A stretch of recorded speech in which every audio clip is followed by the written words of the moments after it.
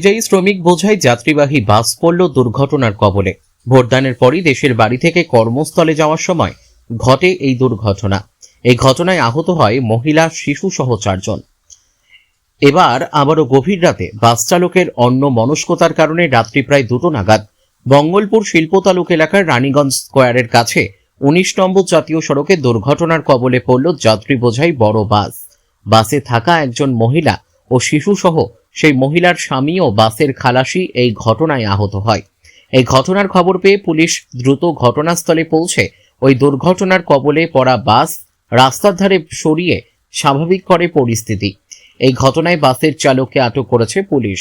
ঘটনা প্রসঙ্গে জানা যায়, দক্ষিণ 24 পরগনার সুন্দরবন এলাকার পাথর প্রতিমার রামগঙ্গা থেকে ওল্ড দিল্লি হয়ে হরিয়ানা যাচ্ছিল একটি পরিযায়ী শ্রমিক বোঝাই যাত্রীবাহী বাস। জানা গেছে, বাসের মধ্যে প্রায় 60 জন শ্রমিক পশ্চিমবঙ্গ থেকে হরিয়ানায় লোকের বাড়িতে কাজ করার জন্য পরিযায়ী শ্রমিক নিয়ে পাড়ি দিয়েছিল।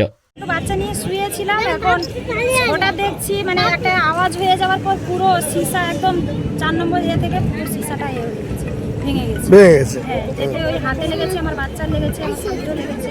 মানে আপনারা 3 জন আহত হয়েছে। কোথা থেকে আসছিলে তুমি? রাম রাম এটা কোথায়? পার্থপ্রতিম। কোথায় যাচ্ছিলে? সে সময় রাত্রি প্রায় 2টো নাগাদ হঠাৎই বাসের মধ্যে থাকা যাত্রীরা বিকট শব্দের আওয়াজ শুনে ভয়ে শিউরে ওঠে। অনেকেই আগুন লেগেছে বলেই চিৎকার চেঁচামেচি শুরু করে। অনেকেই হুড়ুং দুরুং শব্দ শুনে বাস দুর্ঘটনার কবলে পড়েছে বলেই অনুমান করে।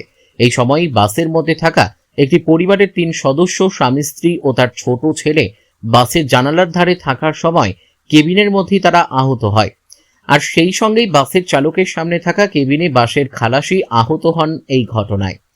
তবে সকলেরই আঘাত গুরুতর না হওয়ায় তাদের স্থানীয় হাসপাতালে চিকিৎসা করে ছেড়ে দেওয়া হয়।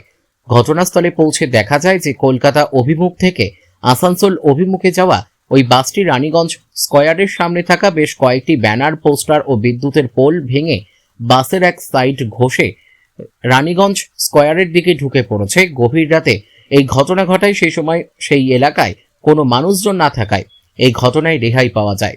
তবে দিনের সময় ওই এলাকায় ব্যাপক জনসমাগম থাকে। সেই সময় এই ঘটনা ঘটলে আরো বড়সড় বিপদ হতে পারত বলেই মনে করা হচ্ছে।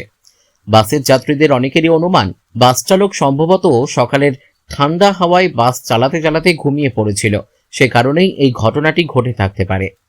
এই ঘটনার খবর পেয়ে রানীগঞ্জ থানার পাঞ্জাবি মোড় ফাঁড়ির পুলিশ ও রানীগঞ্জ ট্রাফিক বিভাগের পুলিশ ঘটনাস্থলে পৌঁছে দ্রুত সকল যাত্রীদের উদ্ধার করে।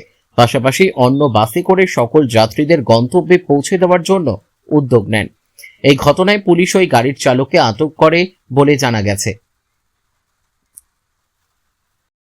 কারণ হতে পারে আমাদের হচ্ছে যে আমরা ভোট দিতে গাঁয়ে রামগঙ্গা এসেছিলাম, পাথর প্রতিমা থানা আমাদের। এবার বাসটা রামগঙ্গা থেকে হরিয়ানা দিল্লিতে যাচ্ছে। এবার ওই একটা কি করতে যান আপনারা এখান থেকে? হাউসিং কাজ করতে যাই, মানে গৃহ পরিচারিকার কাজ নাকি? হ্যাঁ, আচ্ছা। সাফ সাফাই কাজে যাই। আচ্ছা। এবার বাসটা ওই ঘুম আসার জন্য ড্রাইভার এই দিকে গাড়িটা অ্যাক্সিডেন্ট করে। ও, তো কতজন তবু আহত হয়েছে? আহত বলতে ওই খালাসি একাই ধরে। আর একটু মহিলাদের দেখতে পেলাম। একটু অ্যাক্সিডেন্ট হলে তো একটু আধটু লাগবেই। ড্রাইভারকে ধরে নিয়ে গেছে। এই পর্যন্ত আমাদের আবার বাস এসছে, আমরা আবার যাচ্ছি। তো ওইখানে কি আপনারা সবসময় ওইখানেই কাজ করতে যান? এইখানে কোনো কাজ পাননি? এখানে কি কাজ পাবো? আমাদের এখানে কোনো কাজ নেই। দেশের বাড়ি কি কাজ আছে? আমরা দুনিয়া মাটি কাটলে সেই আবার 100 দিনের মাটি কাটা, তাও কখনো পয়সা পাচ্ছি, কখনো এখন কবে পাবো তার ঠিক নেই। পেট চলে না আমাদের, ওই কাজে আমাদের পেট চলে না। আমাদের দেশের বাড়ি কোনো কাজ নেই আমাদের, তো যেতেই হয়, যেতেই হবে। নাহলে দেখো, যেখানে আমাদের রোজ কাজ করলে 2 পয়সা খেতে পাচ্ছি দেশের। শেখ রতনের রিপোর্ট, পিবি নিউজ।